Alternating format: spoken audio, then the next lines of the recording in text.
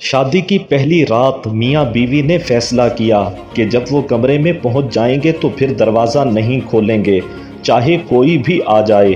अभी दरवाज़ा बंद हुए थोड़ी ही देर हुई थी कि दूल्हे के वालिदैन कमरे के बाहर पहुंचे ताकि अपने बेटे और बहू को नेक तमन्नाओं और राहत भरी ज़िंदगी की दुआ दे सकें। दस्तक हुई और बताया गया कि दूल्हे के वालिदैन बाहर मौजूद हैं। दूल्हा दुल्हन ने एक दूसरे की तरफ देखा। बावजूद इसके कि दूल्हा दरवाज़ा खोलना चाहता था, उसने अपने फैसले को मद्देनज़र रखा और दरवाज़ा नहीं खोला। वालिदैन नाकाम वापस लौट गए। अभी कुछ देर ही गुजरी थी कि दुल्हन के वालिदैन भी दूल्हे के घर जा पहुँचे ताकि अपनी बेटी और दामाद को अपनी नेक ख्वाहिशात पहुँचा सकें और इन्हें सुखी ज़िंदगी की दुआ दे सकें। एक बार फिर कमरे के दरवाजे पर दस्तक दी गई और बताया गया कि दुल्हन के वालिदैन कमरे के बाहर मौजूद हैं। दूल्हा दुल्हन ने एक दूसरे की तरफ देखा, फिर अपना फैसला जहन में ताज़ा किया।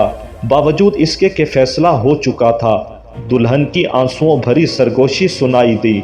नहीं, मैं अपने वालिदैन के साथ ऐसा नहीं कर सकती, और फौरन दरवाज़ा खोल दिया। शोहर ने यह सब देखा मगर दुल्हन को कुछ न कहा, खामोश रहा। इस बात को बरसों बीत गए।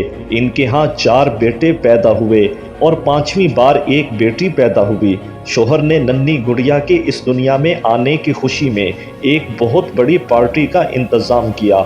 इस पार्टी में हर उस शख्स को बुलाया जिसे वो जानता था और खूब खुशियाँ मनाई गईं।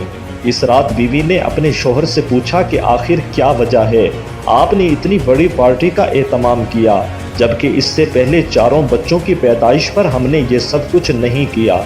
शोहर मुस्कुराया और बोला, ये वो है जो मेरे लिए दरवाज़ा खोलेगी। बेटियां हमेशा कीमती होती हैं।